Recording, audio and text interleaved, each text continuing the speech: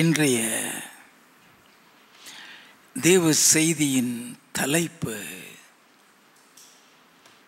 சாத்தானின் தந்திரங்கள் பாகம் 2. சாத்தானின் தந்திரங்கள் என்ற தலைப்பில் ஒரு பகுதியை கடந்த வாரம் தியானித்தோம். சாத்தானுடைய தந்திரமே இந்த காரியம் அவனால் நடக்கிறது என்பதை நாம் அறிந்து கொள்ள முடியாத வண்ணமாக செயல்படுவான். அப்படித்தான் ஆதியிலேயே ஏவாளிடம் நல்லவன் போல, நன்மை செய்கிறவன் போல அவளிடத்திலே தந்திரமாய் பேசி அவளை மயக்கி தேவ கட்டளைக்கு கீழ்ப்படிய விடாமல் ஆக்கி சாபத்தையும் மரணத்தையும் கொண்டு வந்தான். எபேசியர் 4:27 பிசாசுக்கு இடங்கொடாமலும் இருங்கள் என்று எழுதப்பட்டுள்ளது. இது ஒரு எச்சரிப்பின் வசனம் என்றோ, பிசாசுக்கு இடம் கொடுத்து விட்டால் என்னென்ன விளைவுகளை சந்திக்க நேரும் என்றோ நமக்கு தெரியாது. ஆதலால் தான் தேவனாகிய கர்த்தர் இந்த எச்சரிப்பின் வசனத்தில் மறைந்து கிடக்கிற சாத்தானுடைய பல தந்திரங்களை நமக்கு வெளிப்படுத்தி சொல்லிக் கொடுத்து கொண்டு வருகிறார். இன்றைக்கு பிசாசுக்கு இடம் கொடுப்பதனால் என்ன என்கிறதின் அடுத்த பகுதிக்குள் போக போகிறோம். எப்படி நம்மை அறியாமலேயே நாம் இடம் கொடுக்கிறோம், அப்படி நம்ம இடம் கொடுத்ததுக்கு பின்பு ஏற்படுகிற விளைவுகள் என்ன, அதை நாம் தெரிந்து கொள்ள வேண்டும். எபேசியரின் புஸ்தகம் 4வது அதிகாரம் 27வது 31வது 32வது வசனங்கள். பிசாசுக்கு இடம் கொடாமலும் இருங்கள்.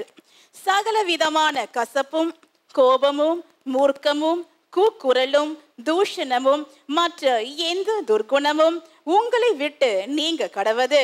ஒருவருக்கொருவர் தயவாயும் மன உருக்கமாயும் இருந்து கிறிஸ்துவுக்குள் தேவன் உங்களுக்கு மன்னித்தது போல நீங்களும் ஒருவருக்கொருவர் மன்னியுங்கள். இந்த பகுதியில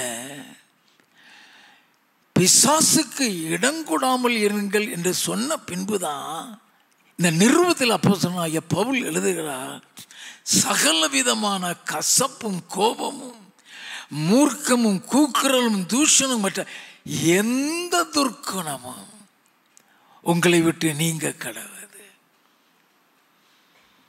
இந்த வசனங்களின்படி கசப்போ கோபமோ வெறுப்போ பகையோ பொறாமையோ நமக்குள்ள இருக்குமானால் அது சாத்தானுடைய காரியம் என்பதை அறிந்து கொள்ள வேண்டும். அது கசப்பாக இருந்தாலும் சரி, அது கோபமாக இருந்தாலும் சரி, அது பகையாக அல்லது பொறாமையாக இருந்தாலும் சரி, அதை உனக்குள் கொடுத்து பரலோகத்தையே சுதந்திரிக்க விடாமல் ஆக்கி விடுவான். நல்லா கவனிக்க வேண்டாம். அது நிமித்தம்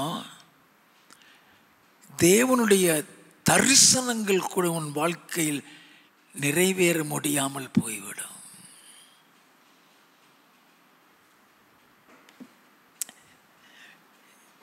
கோபப்படுகிறோம், இருதயத்துக்குள்ள ஒரு கசப்பு அல்லது வெறுப்பு வைக்கிறோம்,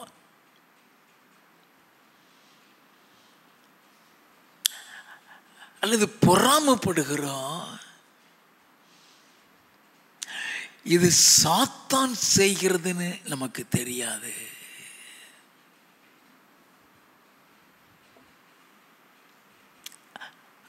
அது சுபாவங்கள் அல்ல,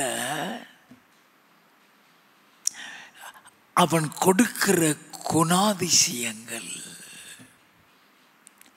நல்லா தெரிந்து கொள்ள வேண்டும். ஏன் இப்படிப்பட்ட குணங்களை கொடுக்கிறான் என்றால், கசப்போ வெறுப்போ பொறாமையோ நம்முடைய இருதயத்துக்குள் நுழையும் பொழுது நமக்குள் இருக்கிற தேவ அன்பு வெளியே போய்விடும். நல்லா கவனிக்க வேண்டும். அந்த தேவனுடைய அன்பு நம்மளை விட்டு வெளியே போன உடனேயே மன்னிக்கணுங்கிற எண்ணமோ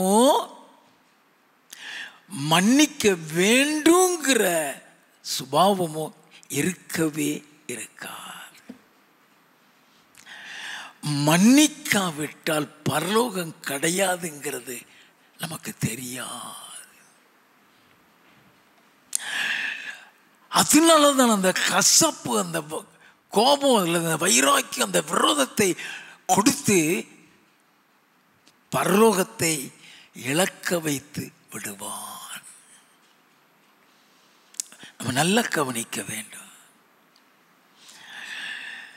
இப்படிப்பட்ட காரியங்கள் எல்லாம் பிசாசினால் நடக்குது நமக்கு தெரியாது. we simply walk casually. நம்ம வாட்டுக்கு போய்கிட்டே தான் இருப்போம். நல்லா கவனிக்க வேண்டும்.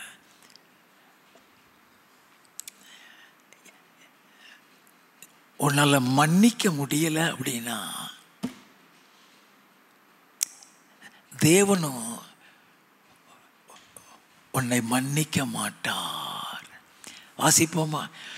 மத்தேயு எழுதின சுவிசேஷம் 6வது அதிகாரம் 14வது 15வது வசனங்கள். மனுஷருடைய தப்பிதங்களை நீங்கள் அவர்களுக்கு மன்னித்தால் உங்கள் பரமபிதா உங்களுக்கும் மன்னிப்பார். மனுஷருடைய தப்பிதங்களை நீங்கள் அவர்களுக்கு மன்னியாதிருந்தால் உங்கள் பிதா உங்கள் தப்பிதங்களையும் மன்னியாதிருப்பார். நல்லா கவனிக்க வேண்டாம். தேவன் அதை வேதத்தில் எழுதி வைத்து விட்டார். பிசாசுக்கு அது நல்லாவே தெரியும்.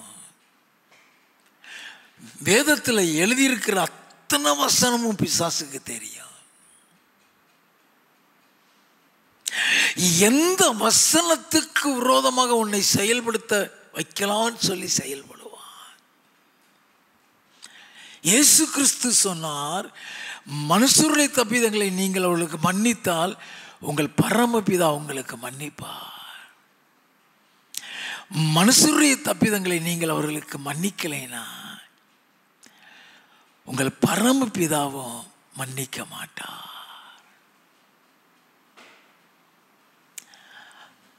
உன் பாவம் மன்னிக்கப்படலைனா பரலோகம் போக முடியாது. நல்லா கவனிக்க வேண்டும். மார்க் எழுதின சுவிசேஷம் 11வது அதிகாரம் 25, 26 வசனங்கள். நீங்கள் நின்று ஜெபம் பண்ணும் போது ஒருவன் பேரில் உங்களுக்கு யாதொரு குறை உண்டாயிருக்குமானால் பரலோகத்தில் இருக்கிற உங்கள் பிதா உங்கள் தப்பிதங்களை உங்களுக்கு மன்னிக்கும்படி அந்த குறையை அவனுக்கு மன்னியுங்கள். நீங்கள் மன்னியாதிருப்பீர்களானால் பரலோகத்தில் இருக்கிற உங்கள் பிதாவும் உங்கள் தப்பிதங்களை மன்னியாதிருப்பார் என்றார். நீங்கள் நின்று ஜெபம் பண்ணும் போதுன்னு சொன்னாரே, நீ உன் இருதயத்துக்குள்ள ஒரு கசப்பையும் வெறுப்பையும் வச்சு 40 நாள் உபவாசம் இருந்தாலும் அந்த ஜெபம் கேட்கப்படாது.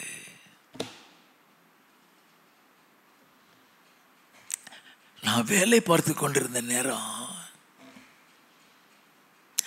ஒரு சகோதரன் மேல ஒரு சின்ன மனபாரம் எனக்கு. நான் ஆஃபீஸ்குள்ள நுழையும் போது அவன் எதுக்கு வர்றான், அவனை பார்க்காத மாதிரி போனேன். உன்னுடைய ஒவ்வொரு அசைவையும் கர்த்தர் கவனிப்பார். அன்னைக்கு சாயந்தரம் நான் வீட்டுக்கு வந்து ஜபத்துக்கு முழங்கால் போட்ட உடனே கர்த்தர் சொன்னார், ஏன் அவனை பார்க்காம போன? இருதயத்தில் கசப்பு, உன் ஜபத்துக்கு பதில் தர மாட்டேன், ஜெபிக்காத, எழுந்துரு.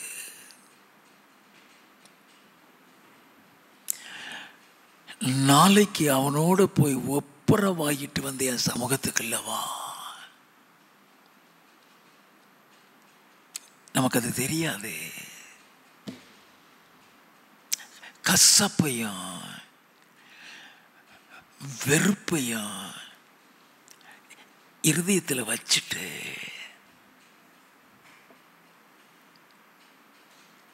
நல்லா கவனிங்க. பல மணி நேரம் ஜெபிக்கிறோம், பல நாள் உபவாசம் இருக்கிறோம், பிரயோஜனமே படாது. வசனம் சொல்லிருச்சு, நீ நின்று ஜெபம் பண்ணும் போது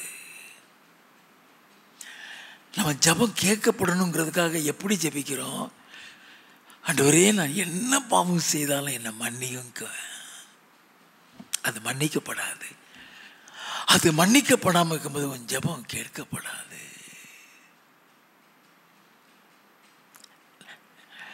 மத்தேயு எழுதின சுவிசேஷம்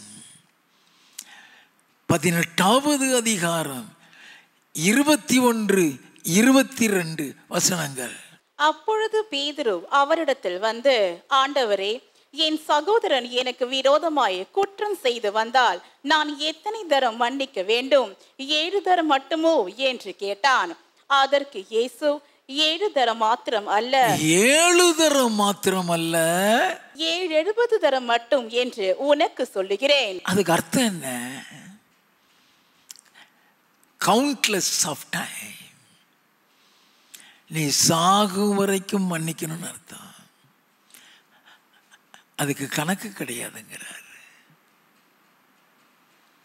தப்பு செஞ்சுட்டு மன்னிச்சுக்கோ, உனக்கு இதே வேலையா போச்சு, ஓடு என்னை விட்டு சொல்லுவோமா இல்லையா? ஆனால் நம்ம மட்டும் ஒவ்வொரு நாளும் அதே தப்பை செஞ்சுட்டு, ஆண்டவரே என்னை மன்னியா. ஒவ்வொரு நாளும் இன்னைக்கு செஞ்ச தப்பை மன்னிப்புக்கு அப்புறம் அதே தப்பை அடுத்த நாளும் செய்வோம். ஒவ்வொரு நாளும் செஞ்சுட்டு மன்னி ஆண்டவரே.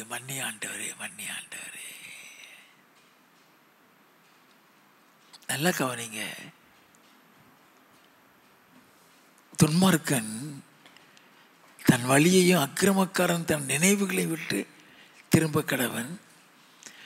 அவர் மன்னிக்க தயை பெருத்திருக்கிறார் என்று எழுதப்பட்டிருக்குன்னா, அதே மாதிரி அவர் நாமளும் மன்னிக்க வேண்டும் என்பதை எதிர்பார்ப்பார். நல்லா கவனிக்க வேண்டும். லூக்கா எழுதின சுவிசேஷம் 17வது அதிகாரம் 3, 4 வசனங்கள். உங்களை குறித்து எச்சரிக்கையாயிருங்கள். உன் சகோதரன் உனக்கு விரோதமாய் குற்றம் செய்தால் அவனை கடிந்து கொள். அவன் மனஸ்தாபப்பட்டால் அவனுக்கு மன்னிப்பாயாக. அவன் ஒரு நாளில் 7 தரம் உனக்கு விரோதமாய் குற்றம் செய்து, ஒரே நாள்ல the same day 7 தரம் உனக்கு விரோதமாய் குற்றம் செய்து 7 தரமும் உன்னிடத்தில் வந்து நான் மனஸ்தாபப்படுகிறேன் என்று சொன்னால் அவனுக்கு மன்னிப்பாயாக என்றார். நல்ல கவனிங்க. ஆண்டவர் சொல்லி கொடுக்கிறாரு, அவனை மன்னி. மத்தேயு எழுதின சுவிசேஷம் 18வது அதிகாரம் 33 இருந்து 35 வரை. நான் உனக்கு இறங்கினது போல நீயும் உன் உடன் வேலைக்காரனுக்கு இறங்க வேண்டாமோ என்று சொல்லி அவனுடைய ஆண்டவன் கோபமடைந்து அவன் பட்ட கடனை எல்லாம் தனக்கு கொடுத்து தீர்க்கும் அளவும் உபாதிக்கிறவரிடத்தில் அவனை ஒப்பு கொடுத்தான். யார்கிட்ட ஒப்பு கொடுத்தனா? உபாதிக்கிறவர்கள். உபாதிக்கிறது சொன்னா நரகத்துல தான் உண்டு. வாசிப்போம். நீங்களும் அவனவன் தன் தன் சகோதரன் செய்த தப்பிதங்களை மனப்பூர்வமாய் மன்னியாமற் போனால். மனப்பூர்வமாய் மன்னிப்புங்கிறது கடமைக்கு அல்ல. போ போ மன்னிச்சிட்டேன் போ போ, அது பேர் மன்னிப்பா.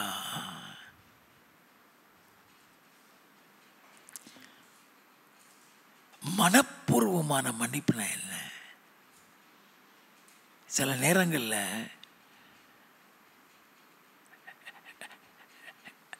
அந்த மனப்பூர்வமாய் நம்மளால மன்னிக்க முடியாம இருப்போம். நல்ல கவனிங்க, சிலர் செய்த குற்றங்கள், நமக்கு விரோதமாய் செய்த துரோகங்கள் நம்ம இருதயத்தை அதிகமா பாதிச்சிடும். It's really very rather difficult to forgive them.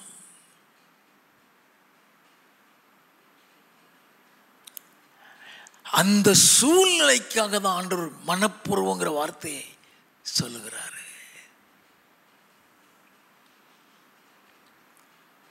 துரோகிகளை மன்னிக்கிறதுனா எப்படி?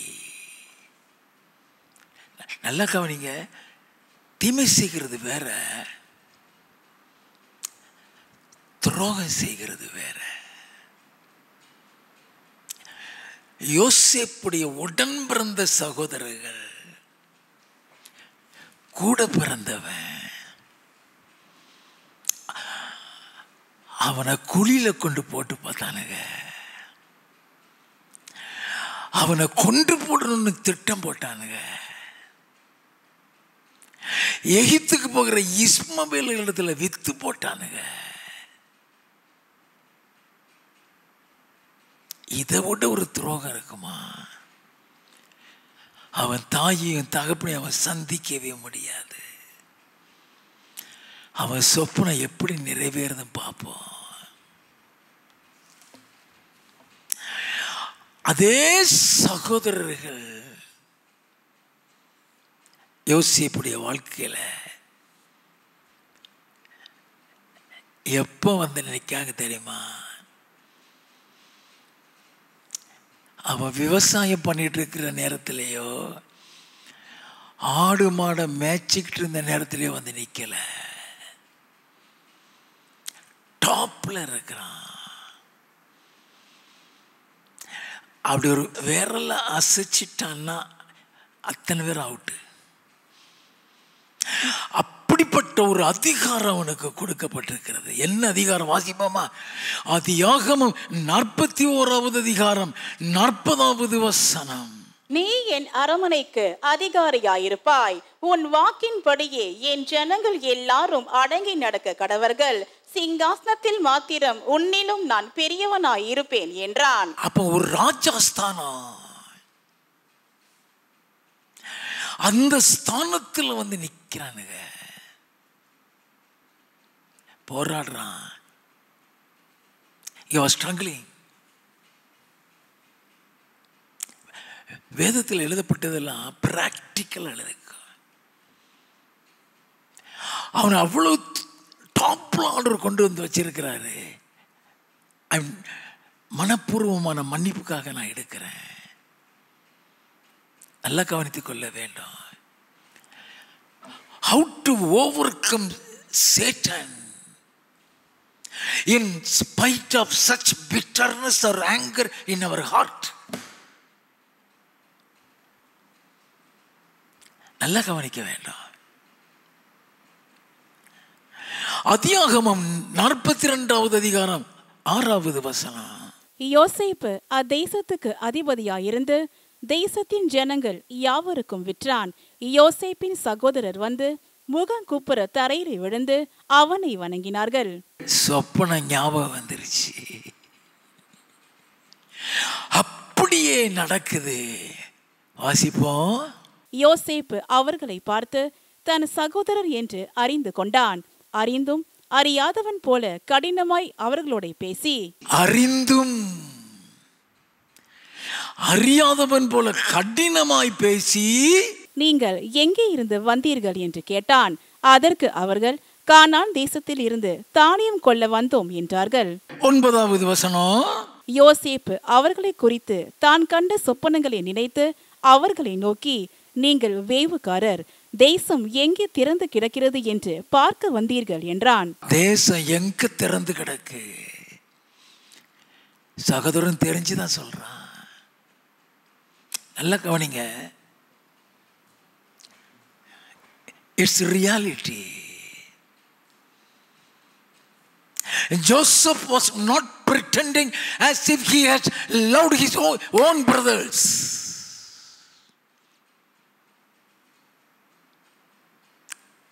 வேதத்தில் அவன் படுகிற பாடுகளில் அவனுடைய இருதயத்தில் இருக்கிற ஆதங்கம், அவனுடைய கோபம் வெளிப்படுத்தப்படுகிறது. 17வது வசனம். அவர்கள் எல்லாரையும் 3 நாள் காவலிலே வைத்தான். அவங்கள காவலிலே வைத்துட்டான்.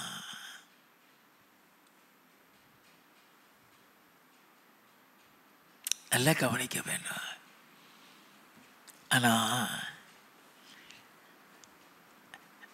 அவன் இருதயத்தில் உள்ள அன்பு போகல.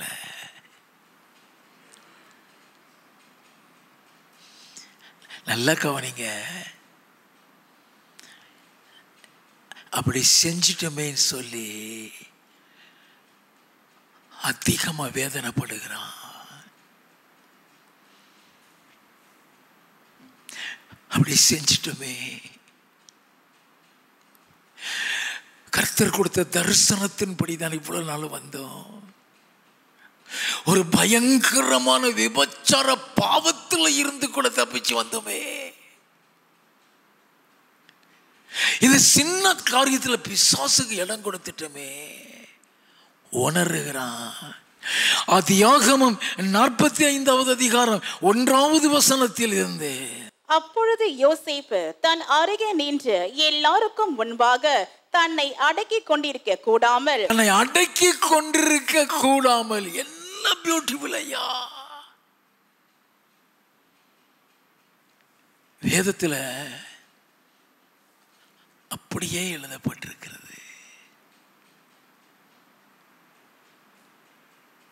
உள்ளதை உள்ளபடியே எழுதப்பட்டிருக்கிறது. தன்னை அடக்கி கொள்ள முடியாம எல்லாரையும் வெளியே போக சொல்லிவிட்டு, வாசிப்போம், யாவரையும் என்னை விட்டு வெளியே போக பண்ணுங்கள் என்று கட்டளையிட்டான். யோசேப்பு தன் சகோதரருக்கு தன்னை வெளிப்படுத்துகையில் ஒருவரும் அவன் அருகில் நிற்கவில்லை. ஒருவனும் இல்ல. அவன் சத்தமிட்டு அழுதான். சத்தமிட்டு அழுதான். அதான் அன்பு. வாசிப்போம். அதை எகிப்தியர் கேட்டார்கள், பார்வோனின் வீட்டாரும் கேட்டார்கள். யோசேப்பு தன் சகோதரரை பார்த்து, நான் யோசேப்பு, என் தகப்பனார் இன்னும் உயிரோடு இருக்கிறாரா என்றான். அவனுடைய சகோதரர் அவனுக்கு முன்பாக கலக்கமுற்றிருந்ததினாலே அவனுக்கு உத்தரம் சொல்ல கூடாமல் இருந்தார்கள். ஷாக் ஆயிட்டாங்க. செத்து போன ஒரு பிரேதம் எப்படி நிக்குமோ அதே மாதிரி அவன் முன்னால நிக்கிறாங்க. நான் யோசேப்புப்பா.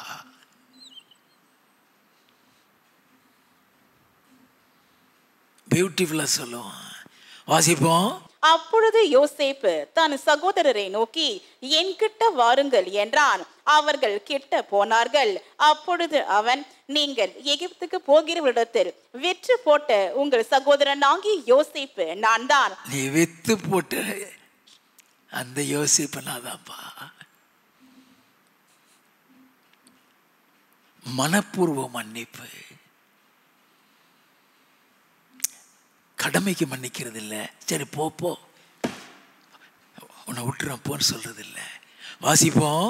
என்னை இவ்விடத்தில் வரும்படி விற்று போட்டதினால் நீங்கள் சஞ்சலப்பட வேண்டாம். நீங்கள் சஞ்சலப்பட வேண்டாம். அது உங்களுக்கு விசனமாய் இருக்கவும் வேண்டாம். அது உங்களுக்கு விசனமாய் இருக்க வேண்டாம். ஜீவரட்சணை செய்யும்படிக்கு தேவன் என்னை உங்களுக்கு முன்னே அனுப்பினார். தேசத்தில் இப்பொழுது 2 வருஷமாக பஞ்சம் உண்டாயிருக்கிறது. இன்னும் 5 வருஷம் உழவும் அறுப்பும் இல்லாமல் பஞ்சம் இருக்கும். பூமியிலே உங்கள் வம்சம் ஒழியாமல் இருக்க, பூமியிலே உங்கள் வம்சம் ஒழியாமல் இருக்க, உங்களை ஆதரிக்கிறதற்காகவும், உங்களை ஆதரிக்கிறதுக்காக, பெரிய ரட்சிப்பினால் உங்களை உயிரோடே காப்பதற்காகவும் தேவன் என்னை உங்களுக்கு முன்னமே அனுப்பினார். ஆதலால் நீங்கள் அல்ல தேவனே என்னை இவ்விடத்துக்கு அனுப்பி என்னை பார்வோனுக்கு தகப்பனாகவும் அவர் குடும்பம் அனைத்திற்கும் கர்த்தனாகவும் எகிப்து தேசம் முழுவதுக்கும் அதிபதியாகவும் வைத்தார். நீங்கள் சீக்கிரமாய் என் தகப்பனிடத்தில் போய், தேவன் என்னை எகிப்து தேசம் முழுவதுக்கும் அதிபதியாக வைத்தார், என்னிடத்தில் வாரும், தாமதிக்க வேண்டாம். நீரும் உம்முடைய பிள்ளைகளும் உம்முடைய பிள்ளைகளும் அவர்களுடைய பிள்ளைகளும் உம்முடைய ஆடு மாடுகளும் உமக்கு உண்டாயிருக்கிற யாவற்றோடும் கோசேன் நாட்டில் வாசம் பண்ணி என் சமீபத்தில் இருக்கலாம்.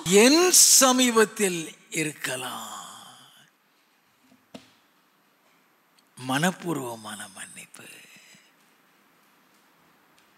நல்ல கவனிங்க. நம்ம இருதயம் on any circumstances should not be defiled,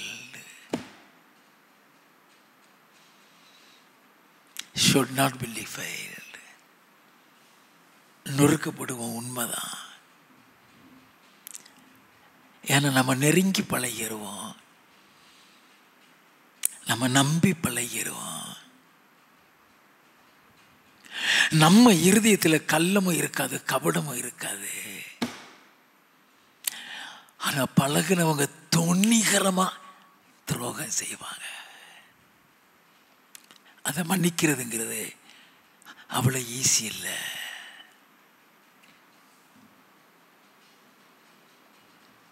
அதுதான் மன்னிக்கணும்னு கர்த்தர் சொல்றாரு. அதுதான் மனப்பூர்வமாய் மன்னிக்கணும்னு சொல்றாரு. We should not enter into the new year with corrupted or defiled heart. புதிய வருஷத்துக்குள்ள கரபடிந்த இருதயத்தோட போகக்கூடாது. யோசேப்புடைய தகப்பன் செத்து போயிடுவான். இவனுக்குள்ள பயம் வந்துடும். நம்ம தகப்பனுக்காக, தகப்பனை சந்தோஷப்படுத்ததான் நம்மளை இவ்வளவு நாளும் பாதுகாத்தான். இப்ப அவர் இறந்துட்டாரு, இனி நம்மளை விரட்டிடுவான்னு சொல்லி பயந்து ஆட்களை அனுப்பி அவன் முன்னால போய் நிற்கிறாங்க. ஆதியாகமம் 50வது அதிகாரம் 19வது வசனத்தில் இருந்து, யோசேப்பு அவர்களை நோக்கி, பயப்படாதிருங்கள், நான் தேவனா? நீங்கள் எனக்கு தீமை செய்ய நினைத்தீர்கள், தேவனோ இப்பொழுது நடந்து வருகிறபடியே வெகு ஜனங்களை உயிரோடு காக்கும்படிக்கு அதை நன்மையாக முடிய பண்ணினார்.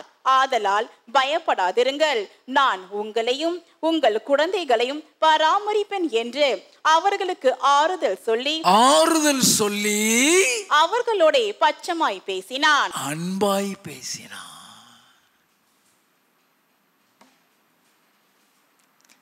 நல்ல கவனிங்க. ஆண்டவர் சாத்தானுக்கு இடம் கொடுக்காதுங்கிறதுக்காக சொல்லிக் கொடுக்கிறாரு.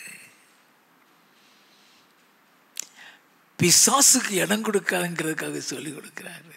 சாத்தானுக்கு இடம் கொடுக்கிறது தான் கசப்பு, கோபம், மூர்க்கம்.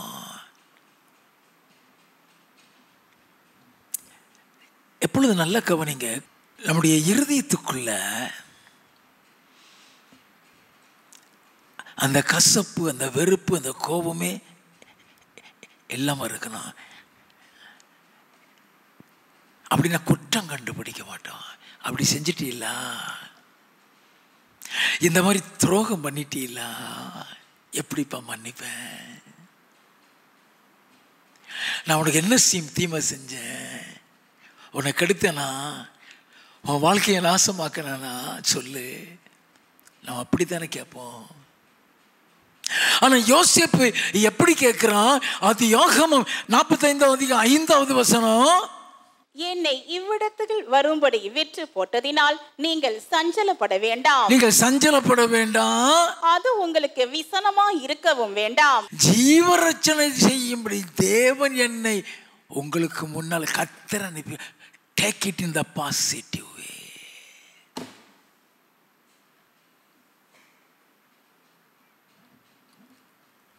நல்லா கவனிக்க வேண்டும்.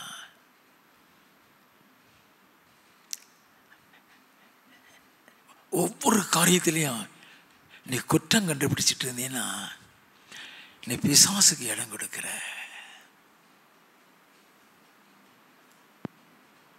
ஆண்டவரை ஜெபிக்கணும். மற்றவர்கள் செய்த தீமையை மறக்கிற குணத்தை எனக்கு தாங்க ஆண்டவரே. நல்லா கவனிக்கணும். அதை ஏன்னா உன் பலகீனம் உனக்கு தெரியும். மன்னிக்கணும் ஆண்டவரேன்னு சொல்லி தான் நீ கேட்ப. ஆனால் அது உன்னால் முடியாது. அதற்கு பதில் ஆண்டவரே அதை மறக்கிற கிருபையை தாங்க. அது மறந்தே போயிடும்.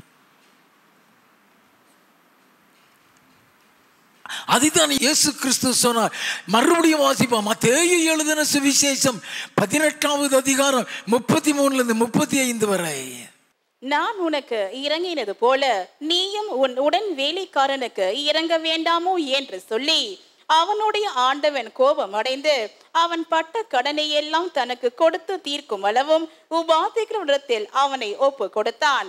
நீங்களும் அவனவன் தன் தன் சகோதரன் செய்த தப்பிதங்களை சகோதரன் செய்த தப்பிதங்களை மனப்பூர்வமாய் மன்னியாமல் போனால் என் பரமபிதாவும் உங்களுக்கு இப்படியே செய்வார் என்றார். இப்படின்னா உபாதிக்கிறவர்களிடத்துல கொடுத்துருவாராம். உபாதிக்கிறது யாரு? எந்த கசப்பையும் எந்த கோத்தையும் எவன் கொடுத்தானோ அவன்கிட்ட கொடுத்துருவார். எல்லாம் கவனிக்க வேண்டாம். அப்ப ஆண்டவர் எதிர்பார்க்கிறது என்ன? எபேசியரின் புஸ்தகம் 4வது அதிகாரம் 31-32. சகல விதமான கசப்பும் கோபமும் மூர்க்கமும் கூக்குரலும் தூஷணமும் மற்ற எந்த துர்குணமும் உங்களை விட்டு நீங்க கடவது. Totally eradicate that everything. உங்களை விட்டு நீங்க கடவது. ஒருவருக்கொருவர் தயவாயும் மன உருக்கமாயும் இருந்து கிறிஸ்துவுக்குள் தேவன் உங்களுக்கு மன்னித்தது போல நீங்களும் ஒருவருக்கொருவர் மன்னியுங்கள். அதுக்குதான் மனப்பூர்வ மன்னிப்பு.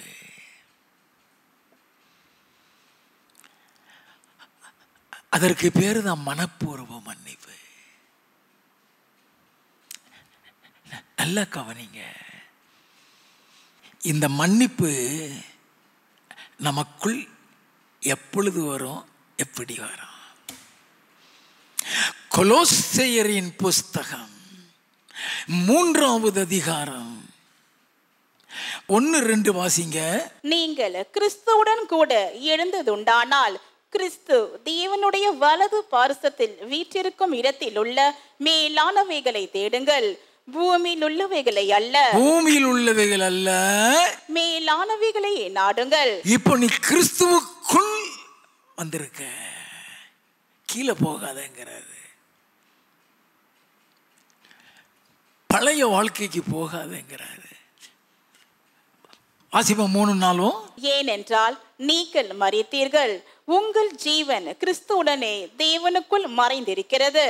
நம்முடைய ஜீவனாகிய கிறிஸ்து வெளிப்படும் போது நீங்களும் அவரோட கூட மகிமையிலே வெளிப்படுவீர்கள். அவரோடு கூட மகிமையில் வெளிப்பட வேண்டும். அதற்கு தான் சொல்லிக் கொடுக்கிறாரு 12வது வசனத்தில் இருந்து. ஆகையால் நீங்கள் தேவனால் தெரிந்து கொள்ளப்பட்ட பரிசுத்தரும் பிரியருமாய் உருக்கமான இரக்கத்தையும் தயவையும் மனத்தாழ்மையையும் சாந்தத்தையும் நீடிய பொறுமையும் தரித்துக் கொண்டு ஒருவரை ஒருவர் தாங்கி ஒருவர் பேரில் ஒருவருக்கு குறைபாடு உண்டானால் கிறிஸ்து உங்களுக்கு மன்னித்தது போல ஒருவருக்கொருவர் மன்னியுங்கள். கிறிஸ்து உங்களுக்கு மன்னித்தது போல ஒருவருக்கொருவர் மன்னியுங்கள். வாசிப்போம். இவை எல்லாவற்றின் மேலும் பூரண சற்குணத்தின் கட்டாகிய அன்பை தரித்துக் கொள்ளுங்கள். ஏன் அந்த அன்பை தரித்துக் கொள்ள சொல்றாரு? அந்த அன்பு இருந்தா மட்டுமே மன்னிக்க முடியும். ஏன் யோசிப்பு கதறி அழுகிறான்? அன்பு. ஐயோ இப்படி செஞ்சிட்டோமே, கூட பிறந்தவன் தெரிஞ்சு செஞ்சிட்டோமே. நீங்க எனக்கு தீமை செய்ய நினைச்சீங்க, தீமை செஞ்சீங்கன்னு சொல்லல. தேவனோ இப்பொழுது நடந்து வருகிறபடி அதை நன்மையாக மாற பண்ணிட்டாரு. அவன் அந்த நன்மையை மட்டும்தான் பார்க்குறான், நன்மையை மட்டும்தான் பார்க்குறான். நான் உங்களுக்கு சொல்கிறேன், யார் உங்களுக்கு தீமை செஞ்சாலும் நீ குறைஞ்சே போயிட மாட்ட, நீ அழிஞ்சே போயிட மாட்ட. அவங்க தீமை செய்ய செய்ய கத்துறதை உனக்கு நன்மையாக மாற்றிக்கொண்டே வருவார். அதை அறிந்து கொள்ள வேண்டாம். அதனால தான் சொல்ற, இவை எல்லாவற்றின் மேலும் பூர்ண சற்குணத்தின் கட்ட அன்பை தரித்துக் கொள்ளுங்கள். தேவ சமாதானம் உங்கள் இருதயங்களில் ஆள கடவது. அப்பொழுது அந்த சமாதானம் இருக்கிற ஒரு கசப்பு, ஒரு கோபம், ஒரு வெறுப்பு உள்ள இருக்கும்போது சமாதானம் போயிடும். சின்ன பிரச்சனைனா கூட சமாதானம் போயிடும். எல்லாம் தெரிந்து கொள்ள வேண்டும். அதனாலதான் ஆண்டவர் சொல்ல, பிசாசுக்கு இடம் கொடாதிருங்க, போகட்டும். பிசாசுக்கு எந்த எந்த காரியத்தில் இடம் கொடுக்குறாங்கிறத பார்க்க போகிறோம். ஒருத்தன் நல்லா இருக்கிறத பார்த்து பிடிக்காது, ஒருத்தனை கர்த்தர் ஆசீர்வதிக்கிறத பார்த்து பிடிக்காது. உடனே இருதயத்துக்குள்ள ஒரு பொறாமை, உடனே இருதயத்துக்குள்ள அவன் மீது ஒரு வெறுப்பு. ஆதியாகமம் 4வது அதிகாரம் 1வது வசனத்தில் இருந்து, ஆதாம் தன் மனைவியாகிய ஏவாளை அறிந்தான். அவள் கர்ப்பவதியாகி காயீனை பெற்று கர்த்தரால் ஒரு மனுஷனை பெற்றேன் என்றாள். யாரை பெற்று? காயீன. காயீனை பெற்று தான் சொல்ற, கர்த்தரால் ஒரு மனுஷனை பெற்று. கர்த்தரால் பெற்றவனைத்தான் அவன் காலி பண்ணுவான். எல்லாம் தெரிஞ்சுக்கிடலாம். கர்த்தரால் தெரிந்து கொள்ளப்பட்டவர்கள் விஷயத்துல தான் பிசாசுடைய கண்கள் இருக்கும். வாசிப்போம். பின்பு அவனுடைய சகோதரனாகிய ஆபேலை பெற்றாள். ஆபேல் ஆடுகளை மேய்க்கிறவனானான், காயின் நிலத்தை பயிரிடுகிறவனானான். சில நாள் சென்ற பின்பு காயின் நிலத்தின் கனிகளை கர்த்தருக்கு காணிக்கையாக கொண்டு வந்தான். ஆபேலும் தன் மந்தையின் தலையீற்றுகளிலும் அவைகளில் கொழுமையானவர்களிலும் சிலவற்றை கொண்டு வந்தான். ஆபேலையும் அவன் காணிக்கையும் கர்த்தர் அங்கீகரித்தார். நல்ல கவனிங்க, இதில் மறைந்து கிடக்கிற தேவ ரகசியங்களை அறிந்து கொள்ள வேண்டும். ஆபேலையும் அவன் காணிக்கையும் கர்த்தர் அங்கீகரித்துட்டாரு. காயின் இதை அங்கீகரிக்கல. வாசிப்போம். காயினையும் அவன் காணிக்கையும் அவர் அங்கீகரிக்கவில்லை. அப்போ அவன் என்ன செய்யணும்? ஏன் என் காணிக்கை நீங்க அங்கீகரிக்கலான்டவரே கேட்க வேண்டும்.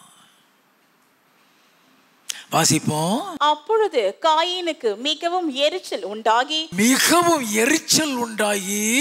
அவன் முகநாடி வேறுபட்டது. எதுக்கு? அது ஆண்டவர் அங்கீகரிச்சிட்டதுனால. எரிச்சல், கோபம், பொறாமை. நல்லா கவனிங்க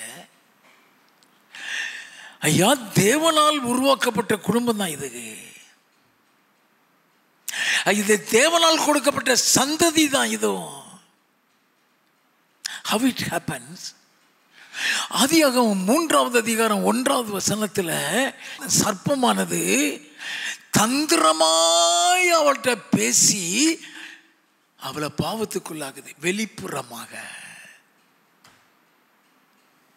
she was deceived by Satan outwardly.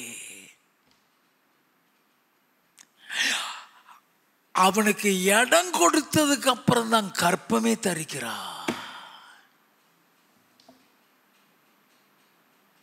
இப்போ வெளிப்புறமாக அவன் செயல்படல, அவனுக்குள்ள இருந்து செயல்படுகிறான்.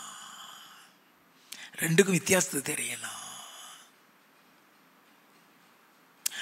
We never know that Satan is doing something inwardly. நீ பரிசுத்தமா இருக்கலாம்,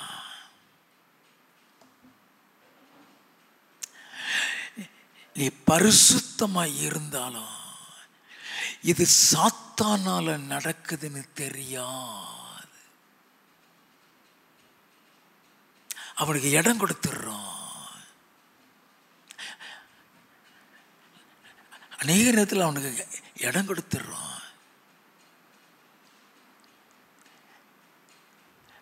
அதனாலதான் எபேசியர் 5வது அதிகாரத்தில் அந்தகார கிரியைகளுக்கு இடம் கொடாமல் அதை கடிந்து கொள்ளுங்கள் ஆண்டவர் சொல்றாரு. ரெபியூக். உன் இருதயத்தில் பெருமை வரும், உனக்கு தெரியும், பெருமை வருதுன்னு தெரியும். ரெபியூக், அதை கடிந்து கொள்ளு. நல்லா கவனிக்க வேண்டும். அநேக நேரங்களில் நமக்கு அதனுடைய ரகசியம் தெரியாது.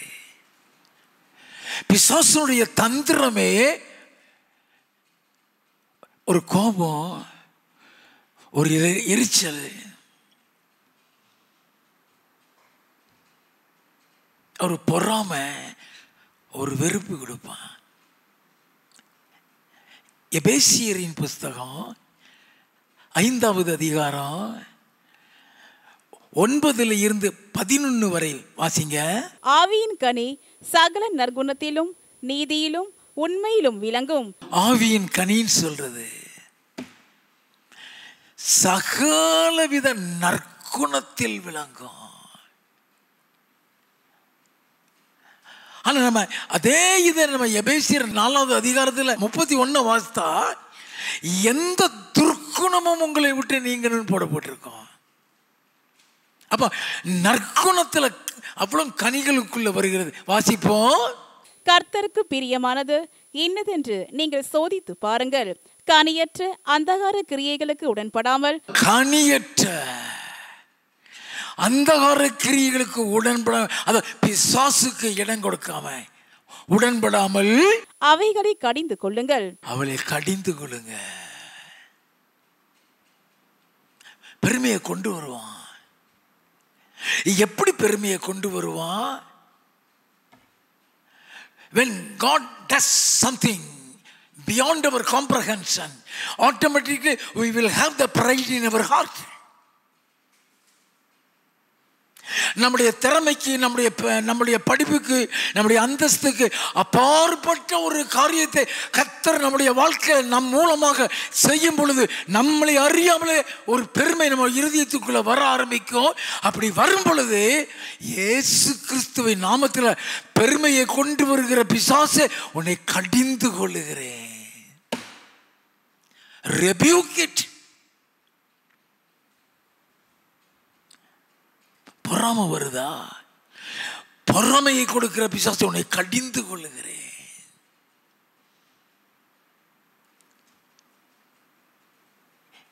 இங்க நடக்கிறதே வேற. அவன் இடம் கொடுக்கிறான். If you give அல்லது if you allow Satan to do something in your life, you will become a slave. இல்லை கவனிங்க, நீ அவனுக்கு இடம் கொடுத்துட்டியா, நீ அவனுக்கு அடிமையாயிருவ. கர்த்தரே உன்னிடத்துல நேரடியாக வந்து சொன்னாலும் உன் காதில் ஏறா.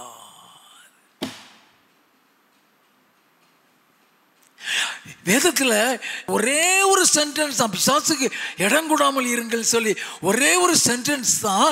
அந்த ஒரு இதில் எவ்வளவு பெரிய ஆழங்கள் இருக்கு நமக்கு தெரியாது.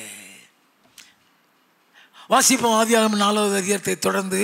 அப்பொழுது கர்த்தர் காயீனை நோக்கி, உனக்கு ஏன் எரிச்சல் உண்டாயிற்று?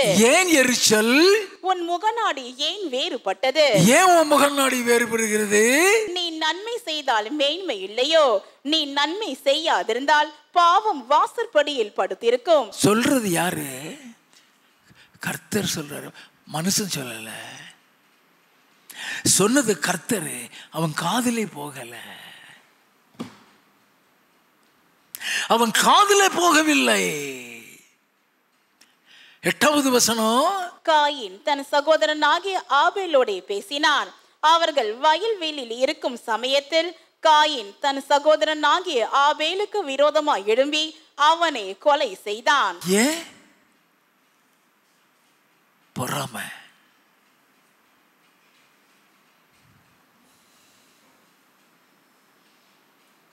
எப்பொழுதுமே when God started blessing your life, automatically you will have to face jealousy. அவனுக்கு தெரியாது, அது பிசாசு கொடுக்குறான்னு தெரியாது.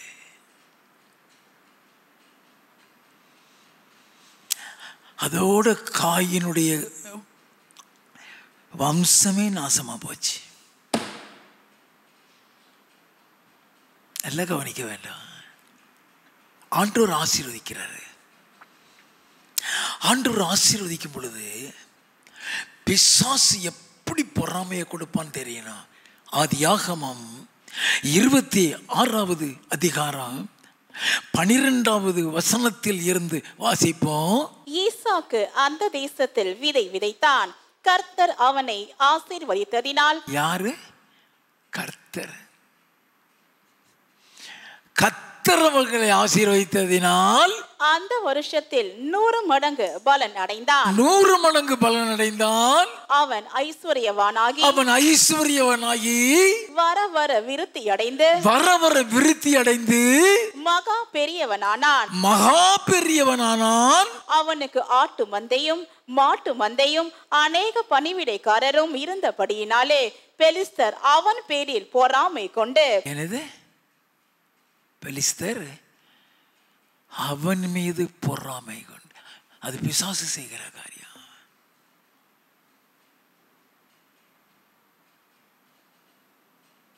எப்பொழுதுமே மற்றவங்க பொறாமப்படும்படி நீ நடக்காத. மற்றவங்க பொறாமப்படும்படி கர்த்தர் உன்னை உயர்த்திக்கிட்டே போவாரு. அதை பத்தி நீ கவலையப்படாத. ரெண்டுக்கும் வித்தியாசம் இருக்கு. மற்றவனுக்கு எரிச்சல் உண்டாக்க, மற்றவனுக்கு பொறாமை உண்டாக்க நீ நடக்காத. Don't behave.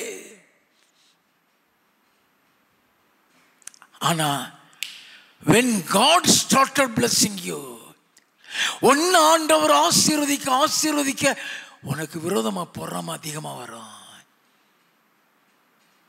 பயப்படாத. அந்த பொறாம உன்னை ஒண்ணுமே செய்யாது. உன்னை மேல கொண்டு போயிட்டே இருப்பாரு. உன்னை மேல கொண்டு போயிட்டே இருப்பாரு.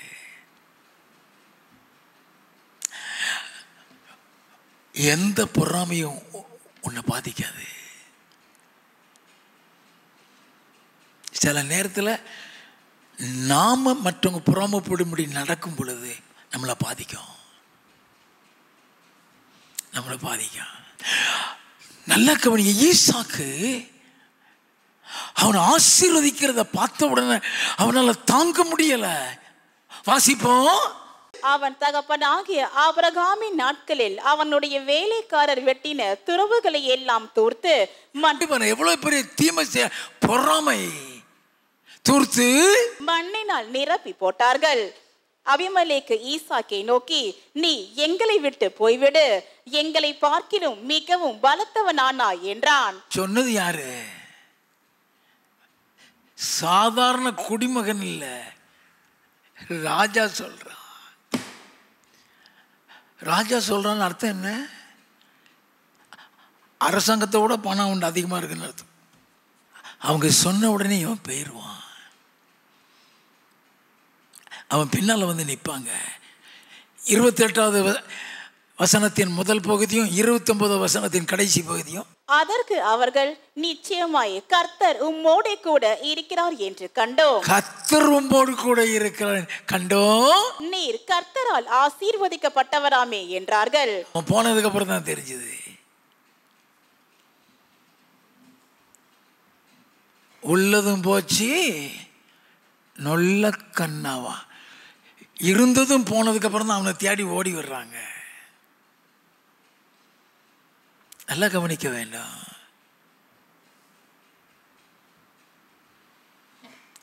அதனால அவன் கேட்பான். 27வது வசனம். அப்பொழுது ஈசாக்கு அவர்களை நோக்கி, ஏன் என்னிடத்தில் வந்தீர்கள்? நீங்கள் என்னை பகைத்து என்னை உங்களிடத்தில் இராதபடிக்கு துரத்தி விட்டீர்களே என்றான். என்னை துரத்திட்டீங்களே, ஏன் வந்தீங்க? அப்பதான் சொல்லுவாங்க, நிச்சயமாய் கர்த்தர் உம்மோடு கூட இருக்கிறார் ஐயா. நீ போன உடனே வறட்சியாகி போச்சிங்க. அவன் கூட கர்த்தரும் போயிட்டாரு. நல்லா கவனிக்க வேண்டாம். பிசாசுக்கு இடம் கொடுக்கும் போது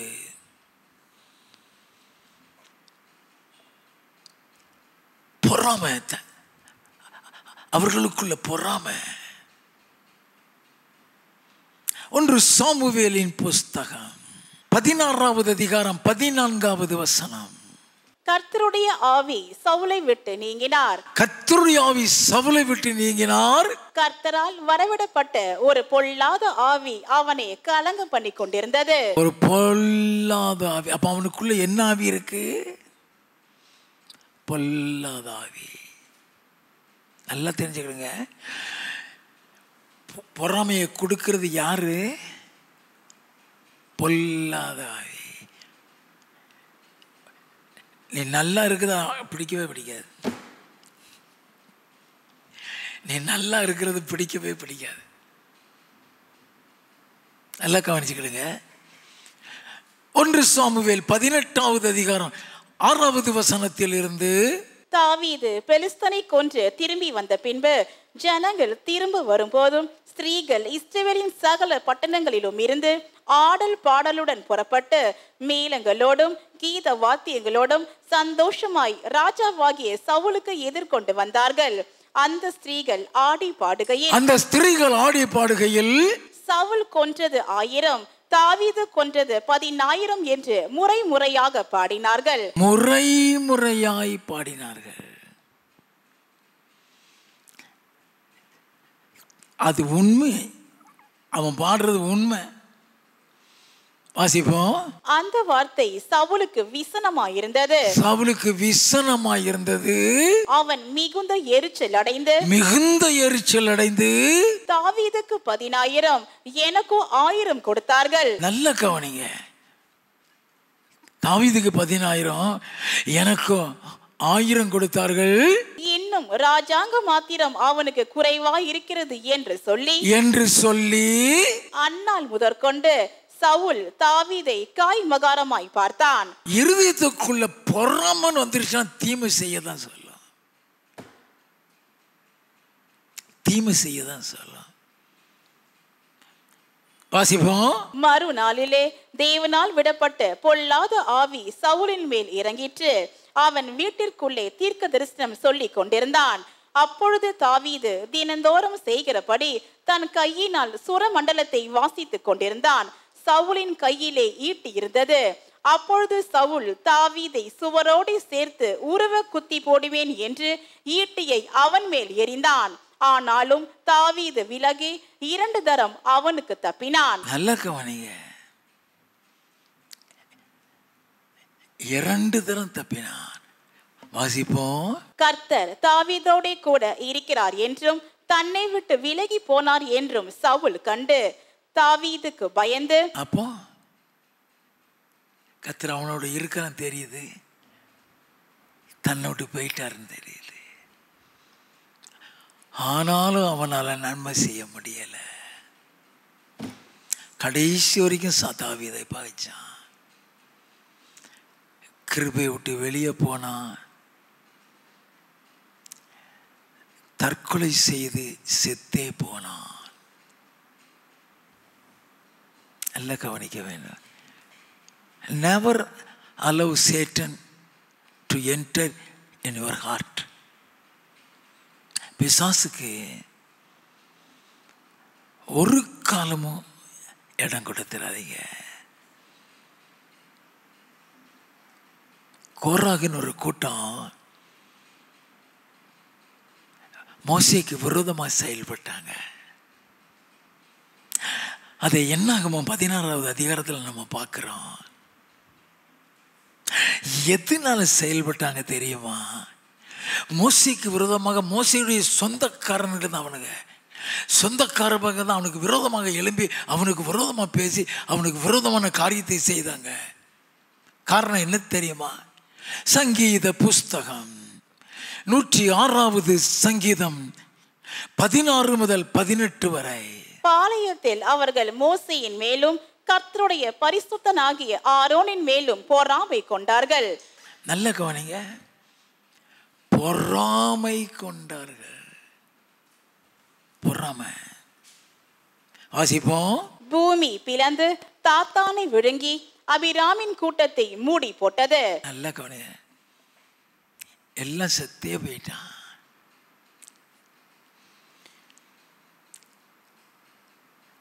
தேவன் ஒருத்தன் வயத்தில் வரும்போது நீ அவனுக்கு விரோதமாக நீ பொறாமைப்பட்டீன்னா நீ தேவனுக்கு விரோதமாய் பொறாமைப்படுகிறாய். நீ மற்றவங்க நல்லா இருக்க பார்த்து நீ சந்தோஷப்படு, நீ நல்லா இருப்ப. உன்கிட்ட வந்து ஒருத்தர் அதை வாங்கியிருக்கேன் இதை வாங்கியிருக்கேன்னு சொல்லும்போது உன் இருதயத்துக்குள்ள ஒரு சந்தோஷம் வர வேண்டும். ஓ, கர்த்தர் வாங்கி கொடுத்துக்காரு, கர்த்தருக்கு மகிமை உண்டாகட்டும். அதுக்கு மாறா பொறாமப்படாத. நீ சந்தோஷப்பட ஒன்றை உயர்த்திட்டு வருவார், ஒன்றை மேன்மைப்படுத்துவார். அல்லேலூயா.